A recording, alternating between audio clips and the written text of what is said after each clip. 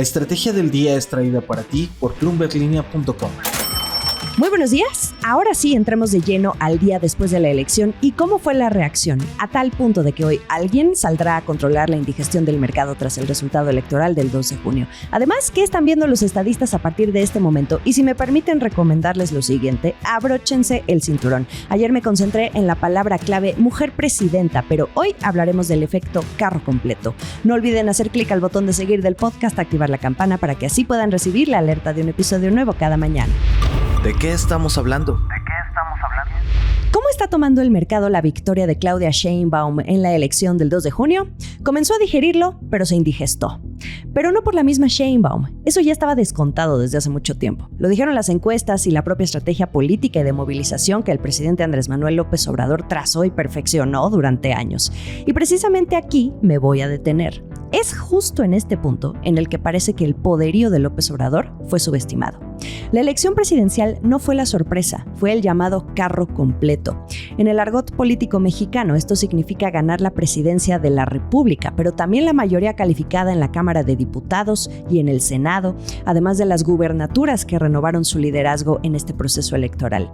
Según lo que arroja el PREP del INE, a estas alturas del partido, de los 9 estados que eligen nuevo gobernador, Morena mantiene el poder en 6, Ciudad de México, Chiapas, Morelos, Puebla, Tabasco y Veracruz. Pierde en 2 que no logra conquistar, que son Jalisco y Guanajuato, pero gana 1, Yucatán. Si me preguntan, esta fue una de las principales sorpresas de la jornada. Dato curioso rápidamente, Yucatán es el estado que más vota en México, es el que más participación ciudadana registra. Y aún con una larga carrera priista y un par de gestiones panistas, como hasta hace unos meses la de Mauricio Vila, pues ahora cambiará al color guinda de la bandera de Morena. Volvamos al Congreso, porque lograr la mayoría calificada, tanto en la Cámara de Diputados como en el Senado, es lo que le pone la chispa a ese carro completo para ponerlo en marcha y así arrasar más fácil con cualquier cambio constitucional que se busque hacer. Ese es el otro hito de Claudia Sheinbaum, más allá de que será la primera mujer presidenta de México. Ella llegará con más poder e influencia que el que López Obrador ostenta actualmente. Además, obtuvo más votos que él en 2018. Y ese mayor poder lo tendrá gracias al carro completo que, aunque faltan algunos detalles en el conteo de votos y de las curules en el Congreso, es casi un hecho que así podría quedar el mapa. Sheinbaum se encamina a que los 3 partidos que respaldaron su candidatura, Morena en coalición con el Partido Verde y el PT, controlen el Congreso durante los siguientes 3 años. ¿Y cómo? Al obtener la mayoría calificada. ¿Esto qué significa? Si pueden acompañarme en pantalla, mejor, que aquí les muestro el mapa. La mayoría calificada permite realizar cambios a la Constitución. Y para tenerla, una fuerza política, en este caso Morena y sus aliados, requieren tener 2/3 partes de los legisladores presentes en la Cámara de Diputados, que en total tiene 500 legisladores, y en el Senado, que en total tiene a 128 senadores. Esas 2/3 partes equivalen a 334 en diputados y 86 en senadores. Si juntamos los escaños que logró la coalición, estamos hablando de que Morena y sus aliados ganaron entre 346 y 380 curules en la Cámara de Diputados, mientras que para el Senado obtuvieron entre 76 y 88 escaños. Ojo, esto de acuerdo al conteo rápido del INE, pero aún falta conocer la composición final y es aquí donde se abre una pequeña brecha que podría definirlo todo, específicamente en el Senado. Entonces, recapitulando, la gran sorpresa de la elección del 2 de junio estuvo en el carro completo y de 5 velocidades que está obteniendo Morena y sus partidos aliados en la composición del Congreso mexicano y que ayudan a darle a Claudia Sheinbaum un poder con el que el presidente López Obrador soñaba. Cuando uno le preguntaba a los economistas y analistas cuál podría ser aquel elemento que hiciera saltar al mercado, todos coincidían en que no era la presidencia, sino el riesgo de que Morena obtuviera una mayoría calificada que le permitiera sacar adelante las reformas constitucionales que se propongan sin necesidad de negociar con la oposición. Un resultado electoral que ayudara a consolidar el poder político de AMLO. Este escenario fue el denominador común, pero solo como una posibilidad. Lo que nunca se esperaron es que se volviera realidad y con una amplia ventaja que nadie vio venir, mayor a esos 2/3. Sorpresa, sorpresa. Y ahora Todos deberán reajustar sus expectativas a lo que pueda ser el escenario futuro en términos de reformas y de política económica y fiscal en los próximos 6 años de gobierno. Recordemos que desde febrero hay sobre la mesa un paquete de 20 reformas que AMLO envió al Congreso para ser aprobadas y que incluyen cambios a la Suprema Corte de Justicia o la desaparición de órganos autónomos como la Comisión Federal de Competencia y otros reguladores. Al presidente López Obrador ya no le alcanzaron los tiempos de la anterior legislatura para discutirlas y aprobarlas, pero tampoco es como que tuviera prisa.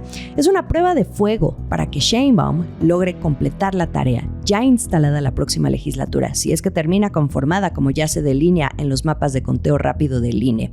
Desde que fue destapada por AMLO como su favorita para sucederlo en la presidencia, a Sheinbaum se le ha tachado de ser una copia y una calca al prometer continuidad. Ella ha dicho que no lo es, incluso sus asesores económicos le hacen eco al defender su propio estilo y personalidad, algo que por cierto se repite mucho a puerta cerrada con miembros del empresariado mexicano con los que he platicado en condición de anonimato.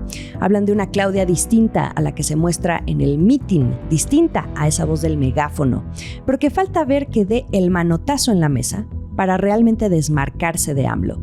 Pero su dilema es difícil. Por un lado, tiene que demostrar lealtad al interior del partido que la respalda, y por otro, probarse ante los ojos de quienes esperan ver revelada su visión como gobernante, pese a que en las palabras promete continuidad. Eso es lo que está por verse. Falta verla en acción, sin embargo, lo que deja ver el mapa del Congreso, esa acción, de entrada, se puede ver muy limitada. La voz. Desde Nueva York me acompaña Felipe Hernández, economista de Bloomberg Economics, para que nos ayude a profundizar justamente en este punto sobre realmente qué margen de maniobra puede tener Claudia Sheinbaum con una amplia ventaja de Morena y sus partidos aliados en el Congreso. Desde su perspectiva, López Obrador seguirá siendo un jugador muy importante en las decisiones del próximo gobierno. Esperaba que tuviera una vez que estuviera en la presidencia, pudiera empezar a ganar cierto margen de libertad frente a las políticas del presidente López Obrador. Creo yo, parte de lo que ha ocurrido con los resultados del domingo es que ese margen de maniobra o estos grados de libertad que el mercado esperaba ella iba a tener, probablemente ahora lucen más ajustados de lo que se esperaba inicialmente, porque los resultados del domingo en parte lo que están demostrando es que el presidente López Obrador tiene un gran capital político, un gran poder político, y va a seguir siendo un jugador muy importante dentro de todas las decisiones de política económica, incluso cuando ya esté por fuera del gobierno. Entonces, va a estar un poco más difícil para Claudia Sheinbaum demostrar o tratar de separarse, por lo menos en algunos temas, de lo que el presidente López Obrador ha venido haciendo hasta ahora. Y dentro de eso, obviamente, pues está incluida esta lista de 20 reformas que se presentaron en febrero, dentro de las cuales hay unas que generan un alto grado de incertidumbre o de preocupación en los mercados. Lo primero, falta ver efectivamente cuál es el resultado final de la composición del Senado, porque en la Cámara es bastante claro que ya tienen los votos suficientes para de más de 2/3 partes de los votos en la Cámara, pero dentro del Senado los resultados todavía son hasta ahora preliminares y según nuestros cálculos de pronto podría terminar la coalición del gobierno un par de votos por debajo de ese mínimo que necesitan. Creo yo los mercados van a estar mirando dos cosas hacia adelante, sobre todo en términos de política fiscal. Una es qué va a pasar con el presupuesto del año 2025. Este año el gobierno está hablando de un déficit fiscal de casi 6% del PIB. Dentro del proyecto de presupuesto, de lo que se conoce hasta ahora, el presupuesto del 2025, están hablando de que ese déficit se va a reducir de 6 a 3% del PIB. Es un ajuste de 3%, de 3 puntos porcentuales del PIB. Es un ajuste bastante importante y nosotros creemos puede terminar enfrentando serias dificultades para lograr cumplir con esa meta. Creemos que eventualmente podemos estar en un escenario donde el gobierno entrante decide efectivamente ajustar el déficit fiscal en esa proporción. Eso tendría probablemente un costo fiscal y un impacto negativo sobre el crecimiento de la economía. La otra opción sería considerar un ajuste más pequeño y dejar el próximo año un déficit fiscal menor que el 6% de este año, pero mayor al 3% del que se está hablando hasta ahora. O eventualmente, y esto sería de pronto una señal positiva, empezar a considerar seriamente la necesidad de una reforma tributaria para incrementar los ingresos y de esta forma contribuir al ajuste fiscal que es necesario si lo que se quiere es efectivamente evitar que el nivel de deuda con relación al PIB siga aumentando después del salto que se está esperando en el 2024. Ahí Claudia Sheinbaum y el próximo gobierno van a tener una primera oportunidad para demostrar cuáles son sus prioridades en esta área. Y lo segundo sería efectivamente cómo se comporta o cuál es la actitud del gobierno frente al debate de todas estas reformas, sobre todo las que efectivamente implican mayores obligaciones y gastos para el sector público.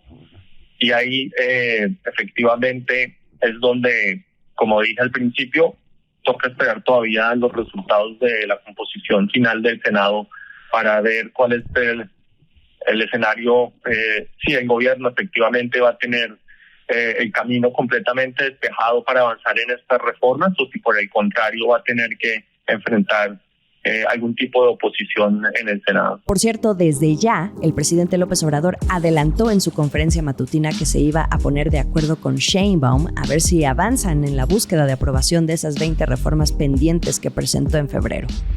Acciones y reacciones. Hablando de prioridades, en su discurso de la victoria, Claudia Sheinbaum no desaprovechó para mandar otro mensaje a los inversionistas de que no cunde el pánico. Entre promesas que se han venido escuchando desde el gobierno de AMLO y que normalmente están bajo la lupa más crítica, como el influyentismo y la corrupción, ella apeló a la continuidad de la austeridad republicana, pero con disciplina financiera y fiscal y de autonomía al Banco de México, la división entre el poder económico y político, el actuar apegado a las leyes y el derecho. Revivamos un fragmento. Respetaremos la libertad empresarial y promoveremos y facilitaremos con honestidad la inversión privada nacional y extranjera, que fomente el bienestar social y el desarrollo regional, garantizando siempre el respeto al medio ambiente. Dedicaremos por convicción el presupuesto público para garantizar todos los programas del bienestar iniciados por el presidente Andrés Manuel López Obrador y también todos los programas a los que nos comprometimos. Todo muy bien, hasta que abrió el mercado local la mañana del lunes 3 de junio. La atención de los inversionistas no estuvo en el mensaje de Sheinbaum, sino en lo que el conteo del INE iba revelando en torno a la composición del Congreso y cómo uno de los escenarios de riesgo se materializaba.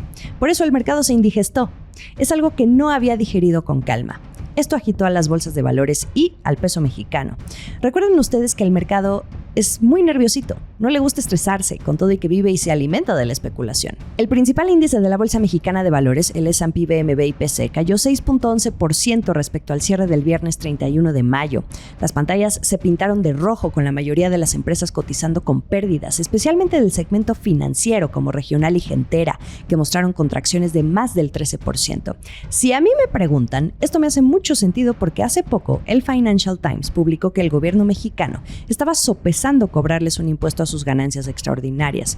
Y en medio de una tan necesitada reforma fiscal pedida a gritos para ayudar a aliviar el déficit, pues armen ustedes el rompecabezas con esa posible mayoría calificada que pueda aprobar esta iniciativa. Dato curioso, cortesía de Luis González, codirector de inversiones en Franklin Templeton, en los últimos 30 años la bolsa solo ha bajado más de 6%, únicamente 15 días, y el 3 de junio fue uno de esos días. Si ustedes tienen terminal de Bloomberg, pudieron ver la caída, como la imagen que les muestro en pantalla. Otro dato curioso, según los históricos del gremio de analistas, esta caída no se veía desde que entró la pandemia en 2020. Digo, para que midan la magnitud del estrés que causó ese carro completo. Y ahora, si nos vamos a Viva, la otra bolsa, tuvieron que suspender la sesión por 15 minutos hacia mediodía ante la volatilidad. En otras notas de análisis, por ejemplo, Vector Casa de Bolsa comunicaba que también estaban a la espera de ver cómo queda el Senado, porque eso podría implicar un obstáculo para concretar las reformas constitucionales. Sin embargo, desde UBS se vieron más realistas, porque aunque Morena no lograra la mayoría calificada en el Senado, los partidos de oposición podrían inclinarse y favorecer a Morena en temas que podrían impactar significativamente al entorno empresarial. Así lo escribieron. Por donde le vean, la indigestión no paró, ni siquiera porque AMLO en su conferencia matutina, mientras las bolsas se caían, confirmaba lo que ya venía sonando las últimas semanas, que Rogelio Ramírez de la O se quedaría un ratito más durante el gobierno de Sheinbaum como secretario de Hacienda, justo para darle tranquilidad al mercado. Breve paréntesis, esto es algo que se le cuestionó a Claudia Sheinbaum y ella dijo en la reunión de consejeros regionales de BBVA semanas antes de la elección que lo primero que haría una vez obtenida la victoria sería llamarle a de la O para pedirle que se quedara al frente de Hacienda. Bueno, ya sabemos que el pecho del presidente no es bodega y en su conferencia matutina del 3 de junio se le adelantó con la noticia. Escuchemos. Celebro que haya decidido invitar por un tiempo. Creo que así lo expresó y así lo aceptó Rogelio Ramírez de la O, el actual secretario de Hacienda, que se quede porque se tiene que presentar el presupuesto del año próximo. Ella es la facultada para tomar todas las decisiones. Yo no voy a influir en nada, en nada.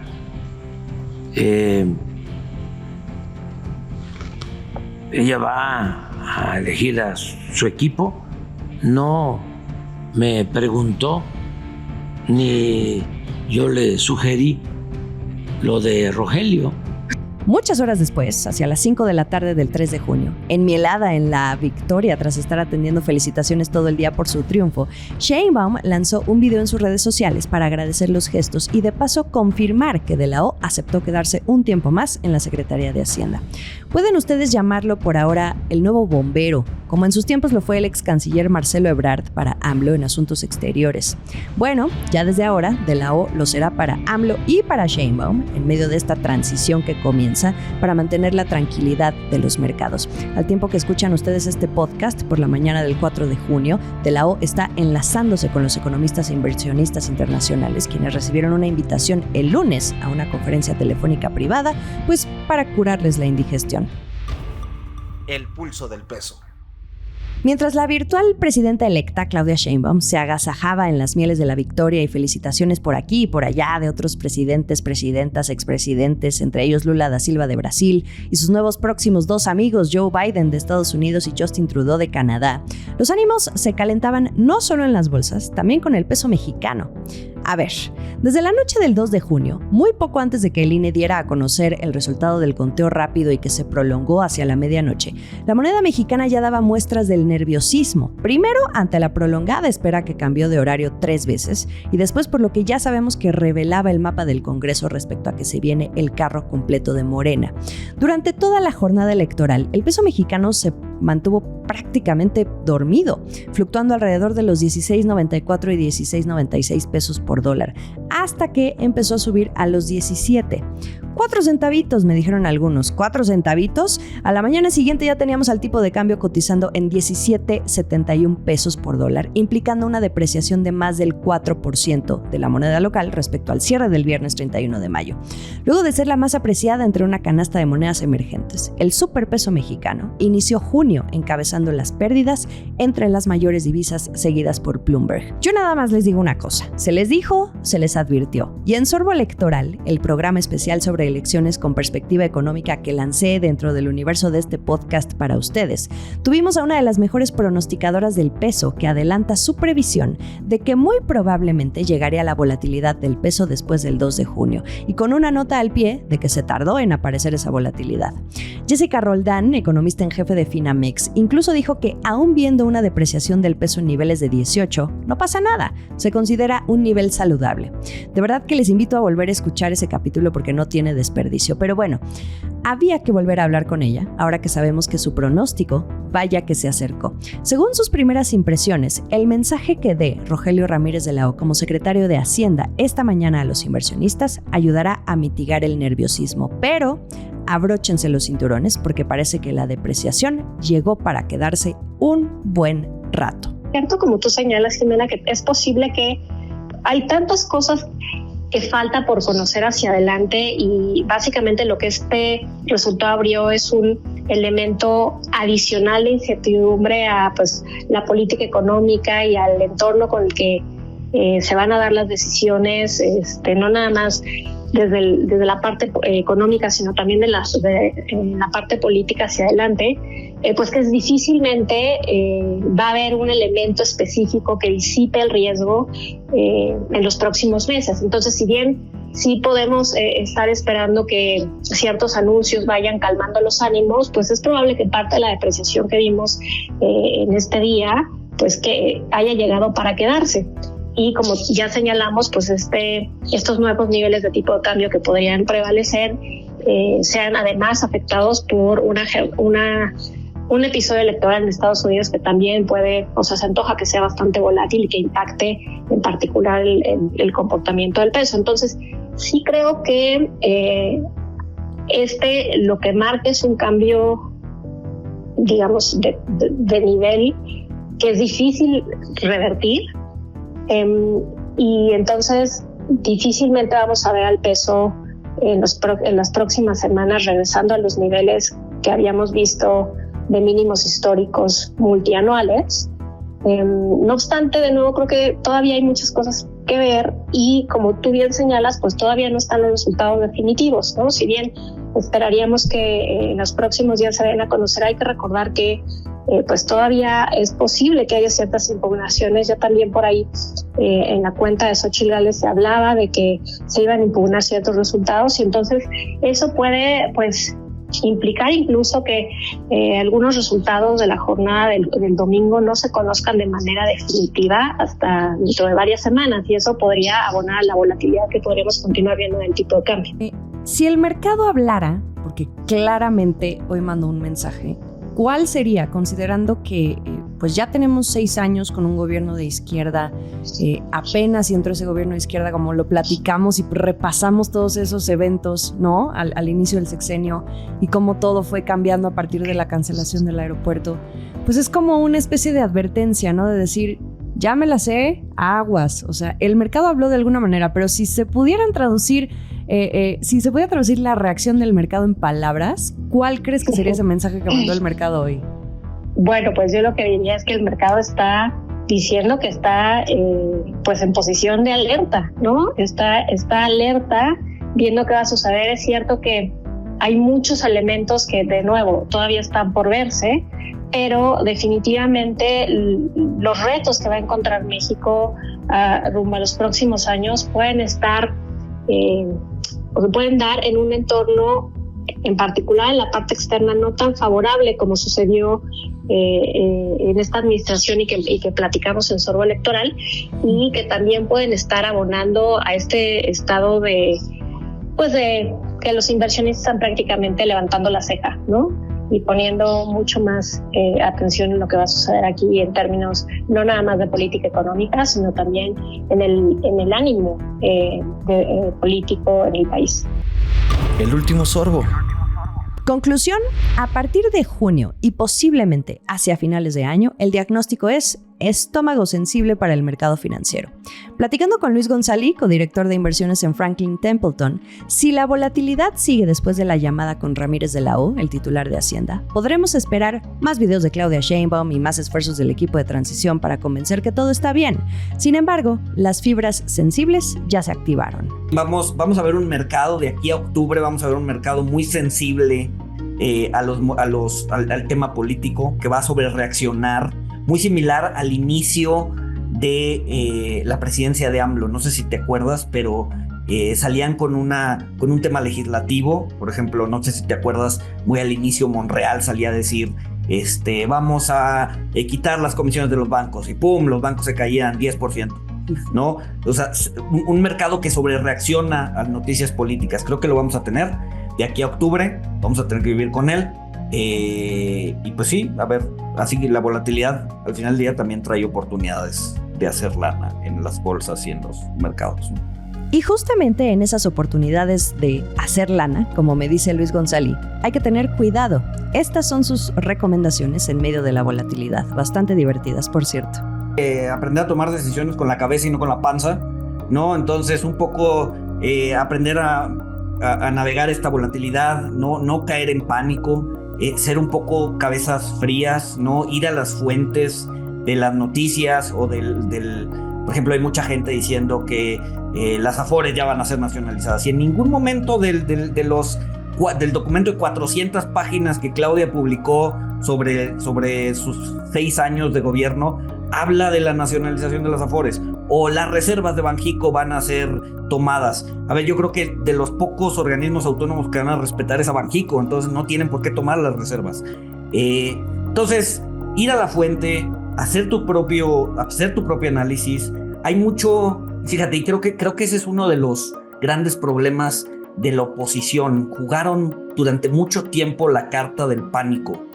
No, ahí viene el lobo, ahí viene el lobo, ahí viene el lobo, y el lobo nunca vino. Y entonces ahorita meterle miedo a la gente o buscar que tome decisiones basadas en pánico, ya nadie se la cree, ¿sabes? No quiere decir que no vaya a venir, ¿no? Y a ver, y en la fábula eventualmente vino el lobo y se comió a Pedrito, ¿no? Entonces, el problema es que ya estamos muy vacunados de esos argumentos, de ahí viene el lobo.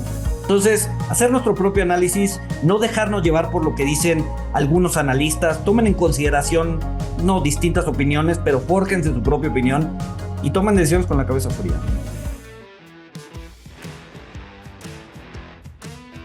Un episodio muy completo. Espero que, como dicen, les haya yo informado y contribuido a entender mejor la reacción de los mercados tras la victoria de Claudia Sheinbaum, generarse una opinión y estar a la expectativa de lo que está por venir, porque créanme, esto apenas empieza. Lo mejor de la información económica y de negocios está aquí en La Estrategia del Día. Estamos en ex-Twitter como @laestrategiamx. En Instagram a mí me encuentran como @JimenaBusiness y YouTube los episodios completos en video. Esta fue La Estrategia del Día, escrito y narrado por Jimena Tolama, producido por Arturo Luna y Daniel Hernández. Que tengas un día muy productivo.